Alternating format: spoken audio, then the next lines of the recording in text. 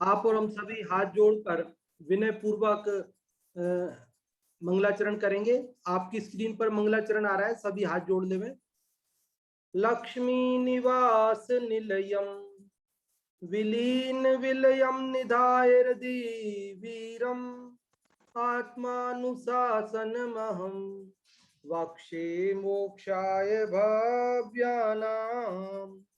जो लक्ष्मी के निलय रूप उन अविनाशी प्रभु को उर्धार ग्रंथ रचूं आत्मानुशासन भव्य जनों को है स्वीकार, भव्य जनों को है स्वीकार। यह आत्मानुशासन नामक ग्रंथराज है। आज से लगभग 1300 वर्ष पूर्व, 1300 वर्ष पूर्व आचार्य गुणभद्र देव द्वारा संस्कृत भाषा में इस ग्रंथराज की रचना की गई थी। इसमें 270 श्लोक हैं और उनमें से हम 195 श्लोक पढ़ चुके हैं। आज हम 196 नंबर का श्लोक पढ़ेंगे, 196 नंबर का श्लोक पढ़ेंगे। और सबसे पहले हम वो श्लोक आपकी स्क्रीन पर लाते हैं ताकि आप और हम सभी आसानी से उसको पढ़ सकें। जिनके पास ग्रंथ नहीं है वे भी आसानी से उसको पढ़ सकें। देखिए, ये 196वां श्लोक आप सभी की स्क्रीन पर आ चुका है। ये आचार्य गुणभद्र देव द्वारा रचित आत्मानुशासन ग्रंथराज का 196वां 196 नंबर का श्लोक है। ये छोटा सा श्लोक, अनुष्टुप छंद सबसे छोटा छंद होता है। हम इसे कई बार पढ़ चुके हैं, आप सब इसके पढ़ने का तरीका जानते हैं। देखिए, अपन पढ़ते हैं पहले इसे संस्कृत से, फिर हिंदी से और फिर इसके भाव की चर्चा करते हैं। शरीरमपि पुष्णन्ति सेवन्ते विषयानपि नास्त्यहो दुष्करं नृणां विषाद्वांछन्ति जीवितुम्। तन को पुष्ट करें अज्ञानी विषयों का सेवन करते, कुछ भी दुष्कर इन्हें नहीं विष से जीवन आशा रखते। आचार्य गुणभद्र देव इस श्लोक में क्या कह रहे हैं, जैसा कि इसका शीर्षक भी यहाँ है, अज्ञानियों द्वारा शरीर पोषण का प्रयोजन। आचार्य गुणभद्र देव पिछले कई श्लोकों से यह बात कह रहे थे कि देखो, 5 इंद्रिय के विषयों में फंस करके हम अनादि से दुखी हो रहे हैं। हमें यदि सुखी होना है तो 5 इंद्रिय के विषयों की वासना को छोड़ना होगा। और उसी संदर्भ में अनेक प्रकार से बात समझाते हुए कल 195वें श्लोक में उन्होंने ये कहा था कि सबसे पहले शरीर उत्पन्न होता है, शरीर में इंद्रियां होती है, इंद्रियां अपने विषयों को चाहती हैं और विषय प्राप्त करने पर हमें मान की हानि, कष्ट, भय, पाप और दुर्गति की प्राप्ति होती है। इसलिए हमें जो जिनागम कथित अनशन, औमोदर्य, रस परित्याग आदि की विधि से अपने शरीर को, अपनी इंद्रियों को क्रस करना चाहिए, क्षीण करना चाहिए, ताकि वहां जब शरीर क्रस होता है तो विषयों की वांछा भी कम होती है। शरीर पुष्ट होता है, इंद्रियां पुष्ट होती हैं तो विषयों की वांछा भी अधिक होती है। इसलिए हमें वो विधि बताई थी। अब यहाँ ये बता रहे हैं कि जो अज्ञानी जीव हैं वे तो शरीर को पोषते हैं और न केवल पोषते हैं बल्कि विषयों का सेवन भी करते हैं। क्या कह रहे हैं वो सीधे उनकी भाषा में पढ़ते हैं संस्कृत में। देखो, बहुत सरल है, आप सब आसानी से समझ जाएंगे।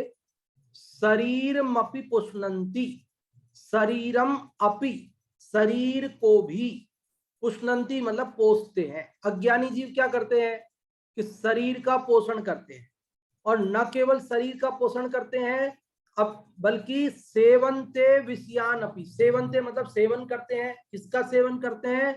विषयान अपि, विषयों को भी, 5 इंद्रिय के विषयों का सेवन भी करते हैं। नास्त्यहो दुष्करम नृणाम, नास्ति अहो, नास्ति मतलब नहीं है, अहो, अहो मतलब आश्चर्य की बात है, खेद की बात है, दुष्करम मतलब कठिन, नृणाम मतलब मनुष्यों को, अज्ञानी लोगों को कुछ भी कठिन नहीं है। अरे अज्ञानी का क्या, वो तो कुछ भी कर सकता है। अज्ञानी व्यक्ति तो कुछ भी उल्टा सीधा कर सकता है, उसका क्या भरोसा।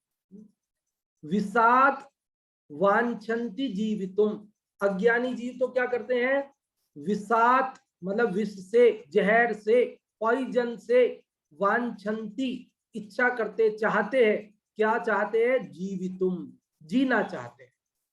अज्ञानी तो जहर पीकर जीना चाहते हैं, क्या करे, उसके चाहने से क्या ऐसा हो जाएगा, नहीं होगा। लेकिन अज्ञानी का क्या, वो तो चाह सकता है, भले ही उस विष को पीकर वह मरण को प्राप्त हो जाए, लेकिन फिर भी वह तो चाहता है। उसी प्रकार ये अज्ञानी जीव की परिणति बताई है। अज्ञानी जीव की परिणति कैसी होती है, तो इसका अर्थ आप समझ गए होंगे, फिर से मैं बताता हूं, फिर आप लोगों को पूछूंगा, इसलिए जो भी बताना चाहें वे रेज हैंड कर सकेंगे बाद में। एक बार आप ध्यान से फिर से सुन लें।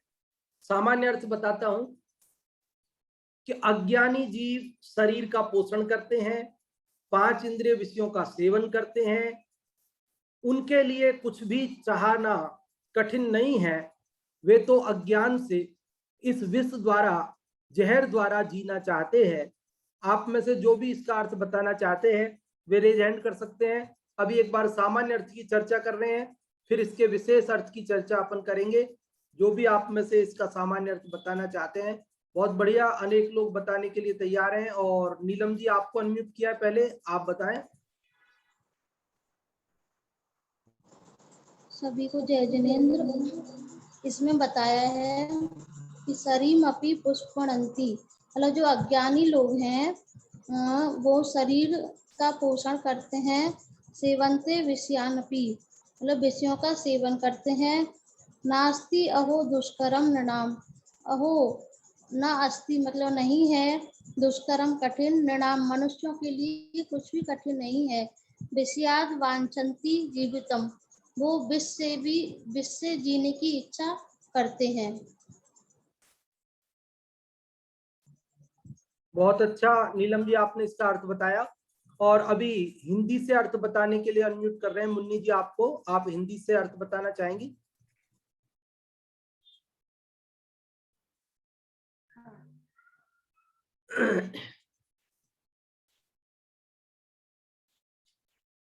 तन को पोष्ट करे अज्ञानी, विषयों का सेवन करते, कुछ भी दुष्कर नहीं ने विषय से सेवन से जीवन आशा रखते। इसमें बताया है कि अज्ञानी जीव तो अज्ञानी जीव क्या नहीं करता, अज्ञानी जीव अज्ञान से विषयों का अपने शरीर को पुष्ट करता है, विषयों का सेवन करता है, 5 इंद्रियों का सेवन, 5 इंद्रियों का सेवन करता है।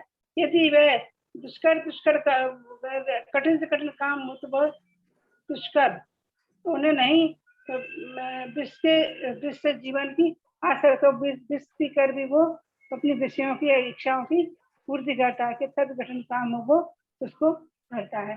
विषयों के प्रति लालसा छुड़ाई है कि अज्ञानी जीव अपने विषयों की लालसा छोड़े और ज्ञान बनकर अपने। हाँ जी, बहुत अच्छा। और अभी इसका पाठ करने के लिए आमंत्रित करते हैं जो भी आप में से संस्कृत या हिंदी का पाठ करना चाहते हैं। प्रीति जी केरल से, आपको अनम्यूट किया, पहले आप किसका पाठ करना चाहेंगी, संस्कृत या हिंदी।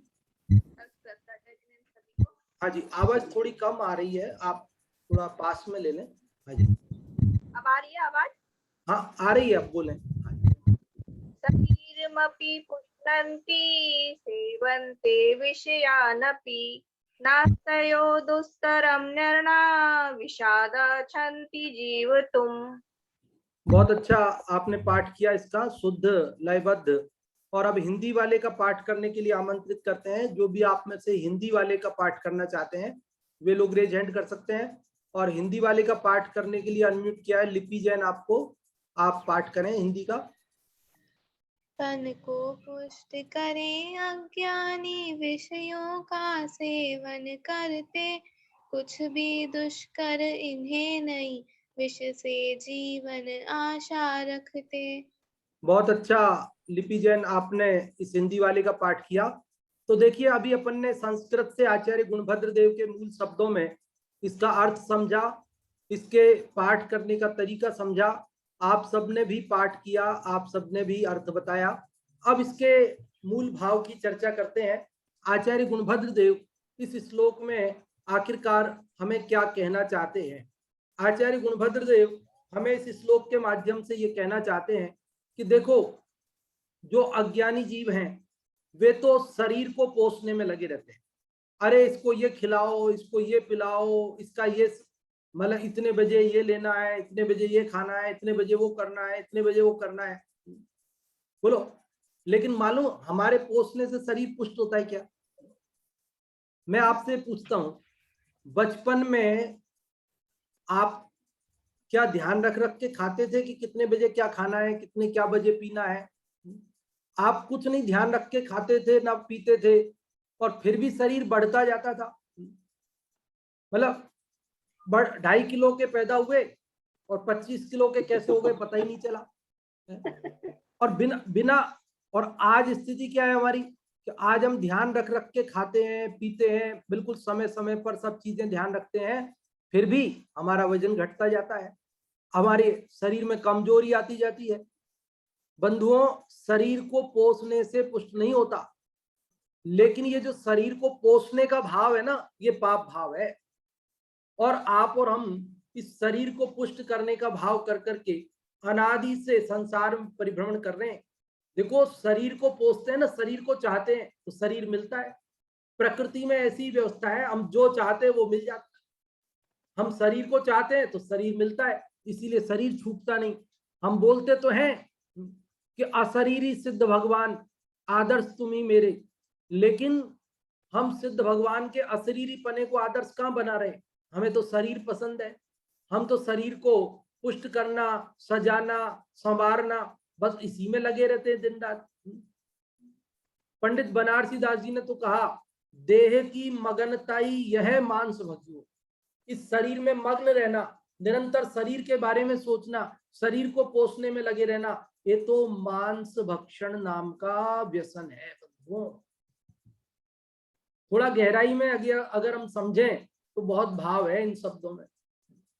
देखो, तो यहां कह रहे हैं कि भैया पहले अज्ञानी क्या करते हैं, ज्ञानी विपरीत करते हैं। ज्ञानी शरीर को पोषते नहीं है, वे तो ले तप बढ़ावन हेतु नहीं तन पोषते तजी रसन को, कि वे तो शरीर को पुष्ट करने के लिए नहीं बल्कि तप की वृद्धि के लिए नीरस आहार करते हैं। और अज्ञानी क्या करता है? बोलो, अज्ञानी तो सरस शरीर को पुष्ट करने के लिए भोजन करता है, प्रमादी हो जाता है, फिर सो जाता है। तो इस प्रकार से इसमें आचार्य गुणभद्र देव हमें ये प्रेरणा दे रहे हैं कि अज्ञानियों की तरह हमें केवल शरीर के पुष्ट करने में नहीं लगे रहना है। देखो, ज्ञानी तो जीने के लिए खाते हैं और अज्ञानी खाने के लिए जीता है। अज्ञानी को बस शरीर को पोषना पोषना पोषना, जैसे पुष्ट हो वैसे अभक्ष भक्षण करने से पुष्ट होता है तो अभक्ष भक्षण करने लग जाता है, लेकिन उस पाप का फल क्या होगा उसकी खबर नहीं। तो यह कह रहे अज्ञानी व्यक्ति क्या करते हैं, शरीर को पोषते हैं, न केवल पोषते हैं, सेवन्ते विषयानपि, 5 इंद्रियों के विषयों का सेवन भी भरपूर करते हैं। और 5 इंद्रिय विषयों का सेवन ही क्या करते हैं, उन्होंने एक शब्द में कह दिया आचार्य गुणभद्र देव, और इससे ज्यादा क्या कहते? वो कहते नास्त्य हो दुष्करम नृणाम। अज्ञानी लोगों के लिए कुछ भी कठिन नहीं है, वो कुछ भी कर सकते हैं। जैसे हम कहे ना, कोई कहे जैसा वो शराबी व्यक्ति है ना, अपनी माँ को पत्नी बोल रहा था, वो शराबी व्यक्ति अपनी पत्नी को माँ बोल रहा था। जब कोई हमसे कहे तो हम क्या कहेंगे, अरे उसने शराब पी रखी थी ना, अब शराबी व्यक्ति का क्या, वो किसी को कुछ भी बोल सकता है। आप इस बात पर ध्यान नहीं देते कि वो किसको क्या बोल रहा था, किसको क्या नहीं बोल रहा था, क्योंकि आप जानते अरे शराबी का क्या, वो किसी को कुछ भी बोल सकता है। तो उसी प्रकार आचार्य गुणभद्र देव ने इस एक शब्द में ये बात कह दी कि अविवेकियों का क्या, मोहियों का क्या, वे तो कुछ भी कर सकते हैं। क्या कर सकते हैं? वे तो कुछ भी कर सकते हैं। वे शरीर को पोष सकते हैं, वे विषयों का सेवन कर सकते हैं, यहां तक कि वे जहर पीकर जीना चाह सकते। क्या करते हैं? अंत में कहा विषात वांछन्ति जीवितुम, विष से, जहर से जीना चाहते। क्या इलाज है? जहर पीकर कोई जीना चाहे तो अब वो जी सकेगा या ना जी सकेगा वो तो जुदी बात है, लेकिन अज्ञानी का क्या? जैसे नहीं कहते कि साहब किसी की जबान थोड़ी पकड़ी जा सकती है, कोई कुछ भी कह सकता है, तो ऐसे ही अज्ञानी कुछ भी सोच सकता है, उसकी सोच को क्या पकड़ा जा सकता है। लेकिन ज्ञानी जीव ऐसा नहीं करते। ज्ञानी शरीर का पोषण नहीं करते, शरीर की जो इंद्रियां हैं उनके विषयों को सेवन करने में रुचि नहीं रखते, और वे जो है यद्वा तद्वा आगम विरुद्ध बातों को नहीं चाहते, और वे विष से जीवन नहीं चाहते। ये बात ज्ञानी और अज्ञानी का जो अंतर है, मोही और निर्मोही प्राणी का जो अंतर है, वो बात बताई गई है। देखो बंधुओं, इसमें बहुत सारी बातें हैं। एक छोटे से दृष्टांत के द्वारा पहले बात को समझते हैं। क्या कह रहे हैं इसके अंदर कि अज्ञानी जीव तो जिनके त्याग करके जीव सुखी हुए, उनका ग्रहण करके सुखी होना चाहता है। क्या समझ में आई बात? ज्ञानी जीव जिन वस्तुओं का त्याग करके सुखी हुए, अज्ञानी उन्हीं वस्तुओं का ग्रहण करके सुखी होना चाहता है। जिनको तुम त्यागे तुच्छ जान, वे उन्हें मानते हैं महान। हम पूजन में बोलते हैं ना कि हे भगवान, आपने जिन स्त्री पुत्र आदि धन मकान आदि को तुच्छ जान करके, दुखदाई जान करके छोड़ दिया, त्याग दिया, और अज्ञानी जीव आप और हम, हमारी स्थिति क्या है कि हम उन स्त्री पुत्र आदि और मकान जायदाद को अच्छा जानकर, सुखदाई मानकर उन्हीं भगवान से मांगते हैं। हमारे बहुत भाई महावीर जी जाते हैं, वहां जाकर कोई पुत्र मांगता है, कोई पुत्री मांगता है, कोई बेटे की शादी चाहता है, कोई मकान बनवाना चाहता है, कोई जो है मुकदमा जीतना चाहता है, कोई दुकान अच्छी चले ये चाहता है, कोई बेटे की नौकरी लग जाए ये चाहता है, ना जाने क्या क्या वांछाएं रखते हैं। अरे भगवान जिन सब चीजों को त्याग कर सुखी हुए, हम उन्हीं वस्तुओं को ग्रहण करके सुखी होना चाहते हैं। एक दृष्टांत सुनते हैं। देखिए, एक राजा था, यूं तो उसके पास कोई कमी नहीं थी, सभी कुछ था उसके पास, धन वैभव, नौकर चाकर, सुंदर नारियां, स्त्रियां, रानियां इत्यादि अनेक, किसी तरह धन वैभव, किसी तरह की कोई कमी नहीं थी। फिर भी वह बहुत दुखी रहता था, उसे सुख नहीं मिल पाता था, वो बहुत परेशान रहता था, बहुत लोगों से पूछता था कि मैं सुखी कैसे हूं, मुझे सुखी होने का उपाय बताओ। बड़े दिनों बाद एक महात्मा जी आए, उन्होंने राजा को बताया कि तुम ऐसे करो, कोई सुखी व्यक्ति हो, उसके पुराने जो उतरे हुए कपड़े हैं, उसके पहने हुए कपड़े, उनको पहनो तो तुम सुखी हो जाओगे। तो राजा ने अपने मंत्रियों को, अपने सेवकों को आदेश दिया कि नगर में जो भी सुखी व्यक्ति हो, उसके जो पहने हुए कपड़े हैं वो लेके आओ, ताकि मैं उनको पहनकर सुखी हो सकूं। क्योंकि मुझे बाबा जी ने बताया है कि जो सुखी व्यक्ति हो उसके पहने हुए कपड़ों को पहनूंगा तो मैं सुखी हो जाऊंगा। तो तुरंत सेवक राज्य में दौड़ गए, एक घर से दूसरे घर, दूसरे घर से तीसरे घर, तीसरे घर से चौथे घर, इस गली से उस गली, इस बाजार से उस बाजार, इस मोहल्ले से उस मोहल्ले, पूरे नगर में घूम लिए। आखिरकार कोई सुखी व्यक्ति नहीं मिला। जिससे भी पूछो तो वो यही कहता कि साहब दुखी है। कहाँ सुखी है? हमारे तो बेटा हमारी कहना नहीं मानता है, हमारे तो पापा हमारा कहना नहीं मानते हैं, हमारा तो भाई हमसे झगड़ा करता है, हमारे तो व्यापार में घाटा लग गया है, हमारे तो कोरोना में फला का देहावसान हो चुका है। कौन सुखी है बता? कोई घर सुखी नहीं मिला, कोई व्यक्ति सुखी नहीं मिला। निराश होकर के मंत्रियों ने, दासों ने राजा से निवेदन किया, महाराज पूरा नगर छान लिया, मोहल्ला मोहल्ला, गली गली, नगर, सारे सब छान लिया है, कोई सुखी व्यक्ति नहीं मिला। राजा ने कहा ऐसा कैसे हो सकता है, कोई तो मिलेगा। अरे नगर में नहीं तो जंगल में मिलेगा, कहीं तो मिलेगा, जाओ खोजो। शहर में नहीं मिल रहा है तो वन में जाओ, कहीं तो मिलेगा, खोजो, सुखी व्यक्ति को खोजो। तो गुप्तचर दौड़ाए गए, सेवक दौड़ गए और सैनिक दौड़ गए। नगर के बाद अब खोज चालू हुई वन में।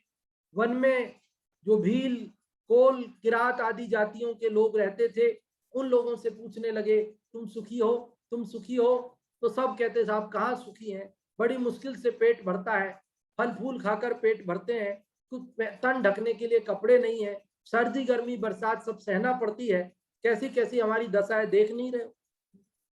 इधर से उधर सुखी व्यक्ति की तलाश में घूमते थे। बड़ी मुश्किल, बड़े दिनों बाद उन्हें एक गुफा में से आवाज आती सुनाई दी। जिस गुफा में से आवाज आ रही थी कि हे भगवान मैं तो सुखी हो गया, उस गुफा में से क्या आवाज आ रही थी? हे भगवान मैं तो सुखी हो गया। तो सैनिक खुश हो गए, उन्होंने सोचा चलो आज हमारी खोज पूरी हुई, कोई सुखी व्यक्ति हमें मिल गया है, अब जल्दी से हम सुखी व्यक्ति के कपड़े लेकर जाएंगे, राजा साहब को पहनाएंगे, राजा साहब सुखी हो जाएंगे और राजा इसी खुशी में हमें इनाम देंगे। वे तुरंत गुफा में गए, लेकिन देखते हैं और देखकर दंग रह जाते हैं। जिस व्यक्ति की आवाज ये आ रही थी कि मैं सुखी हूं, उसके शरीर पे तो कपड़े ही नहीं है, वो तो दिगंबर है, नग्न दिगंबर। बड़े सोच में पड़ गए, बड़ी मुश्किल से तो कोई सुखी व्यक्ति मिला, लेकिन उसने कपड़े ही नहीं पहन रखे, वो तो दिगंबर है। अब वो कपड़े ही नहीं है तो कैसे कपड़े लेकर जाएंगे और कैसे राजा साहब पहनेंगे और कैसे सुखी होंगे? तो उन्होंने उनसे निवेदन किया कि साहब हम आपको कपड़े देते हैं, आप इसे पहन लो 2 मिनट के लिए और उतार के दे दो, तो आपके पहने हुए कपड़े हम राजा साहब को पहनाएंगे तो वो सुखी हो जाएंगे। तो उन दिगंबर मुनिराज ने कहा कि देखो, कपड़े पहनकर कोई सुखी नहीं होता है। पहले मैंने भी कपड़े पहन रखे थे, तब तक मैं भी दुखी था।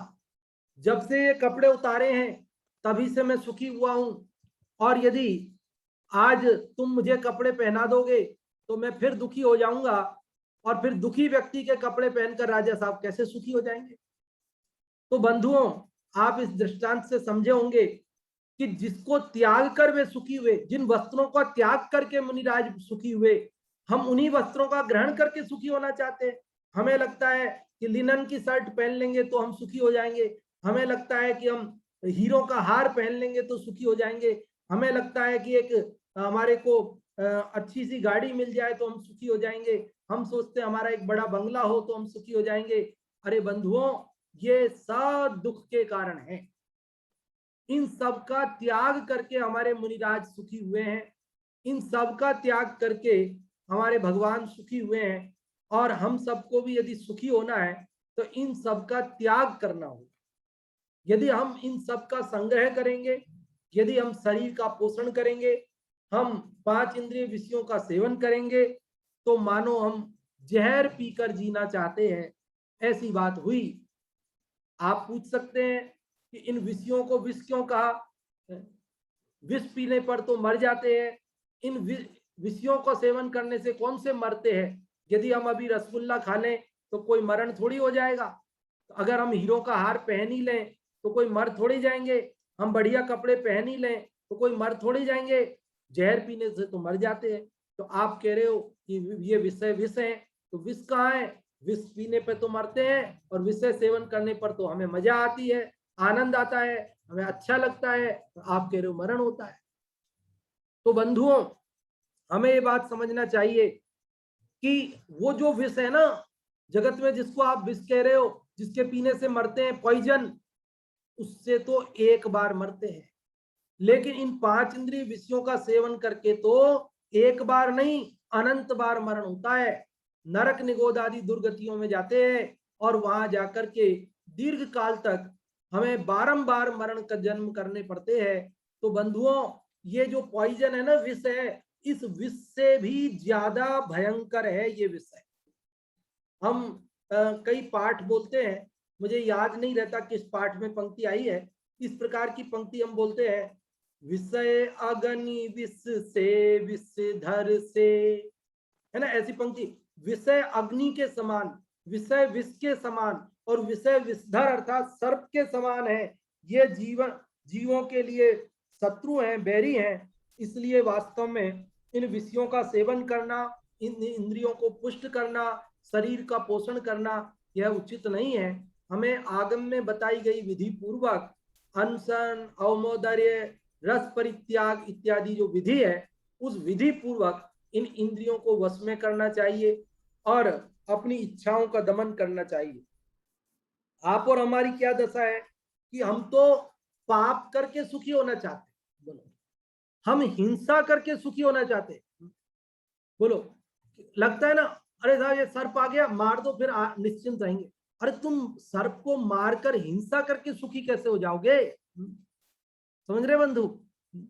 यदि हमको लगता है हम झूठ बोल दें तो हमारा काम बन जाएगा, अरे झूठ बोल के हमारा काम बन जाएगा, झूठ बोल के हम सुखी हो जाएंगे।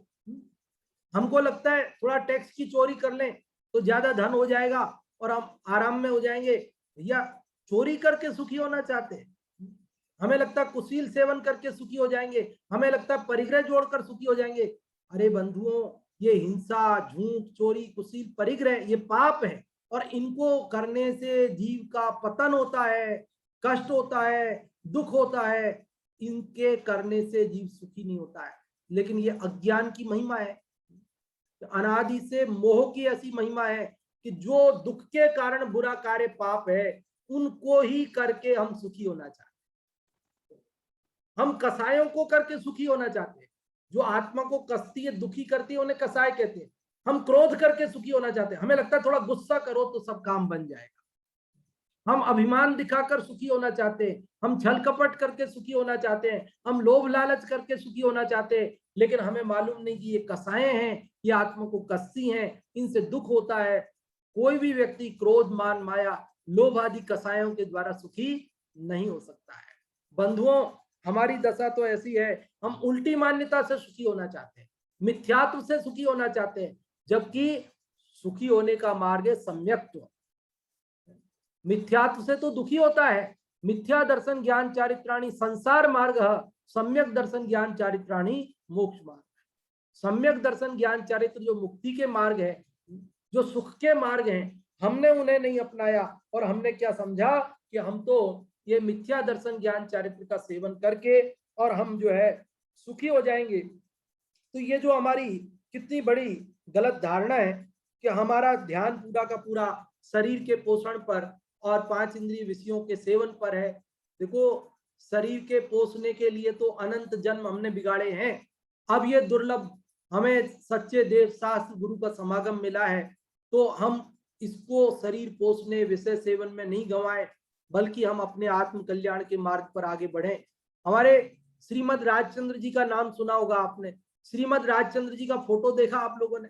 कैसा फोटो है, हड्डी हड्डी दिख रही है। श्रीमद राजचंद्र जी से एक बार एक भाई ने पूछा कि ये शरीर की क्या दशा हो रही है, एकदम हड्डी हड्डी दिख रही है, आप कुछ करते नहीं, कुछ खाते पीते नहीं, क्या करते हो? तो श्रीमद जी बोले कि मेरे 2 बगीचे हैं और मेरे पास इतना ही पानी है कि मैं एक बगीचे को हरा भरा रख सकता हूं। एक बगीचा है मेरा आत्मा का बगीचा और एक बगीचा है शरीर का बगीचा।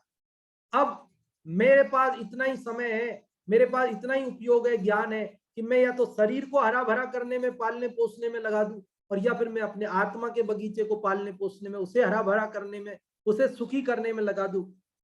मैंने अनादि से शरीर रूपी बगीचे को पोसा, तो मेरा आत्मा रूपी बगीचा जो है मुरझा गया था, दुखी हो गया था मेरा आत्मा। सो इस भाव में मैंने ये पक्का कर लिया है कि मैं तो अपने आत्मा के बगीचे को हरा भरा करूंगा। मैं अपनी पूरी शक्ति, मेरा पूरा ध्यान आत्मा को सुखी करने में लगा दिया है। अब शरीर का बगीचा सूखे तो सूखे, मैं उसकी तरफ ध्यान नहीं दे सकता।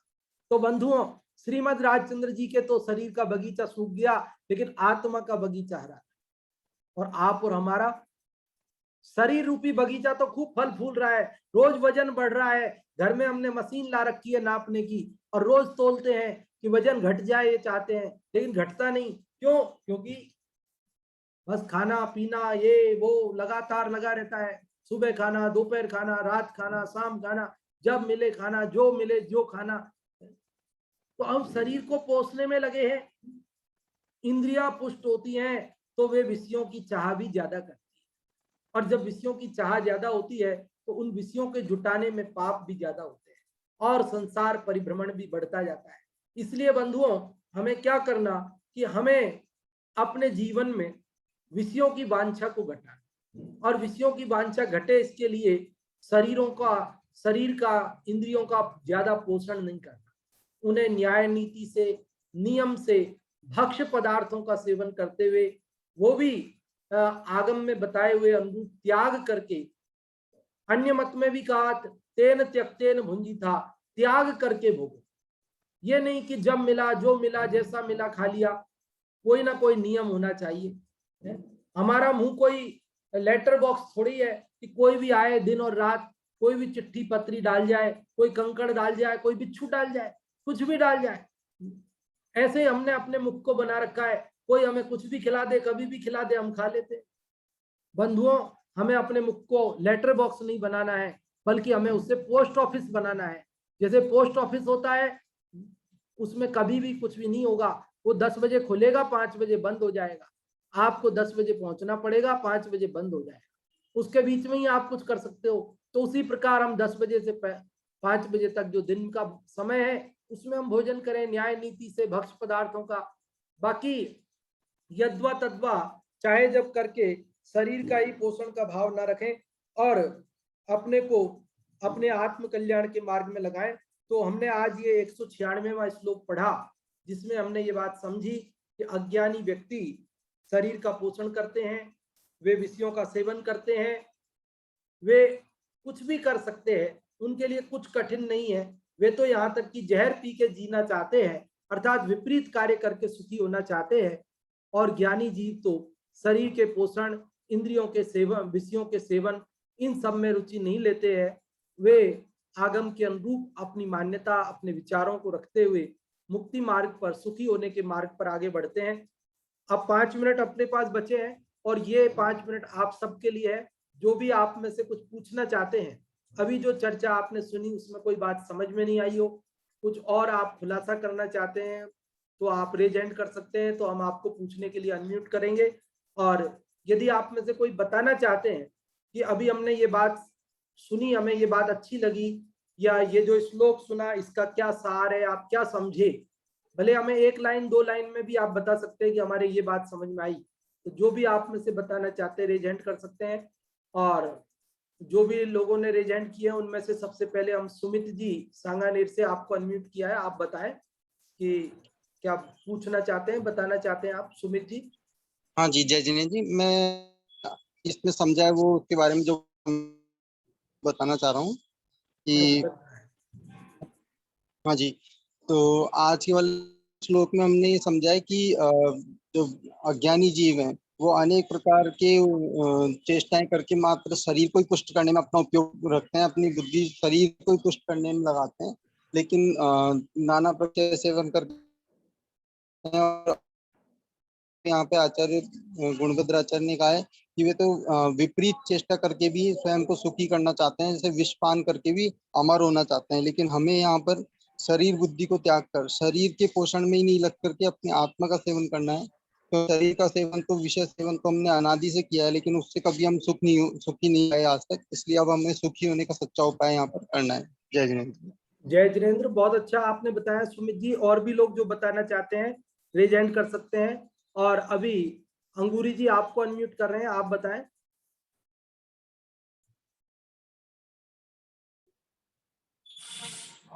हाँ, अभी थोड़ी देर बाद दूंगी।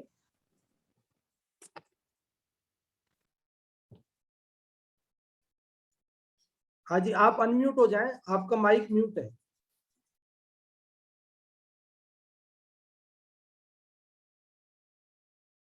अंगूरी जी, हाँ बोले। जय जिनेन्द्र पंडित जी। जय जिनेन्द्र साहब, जय जिनेन्द्र।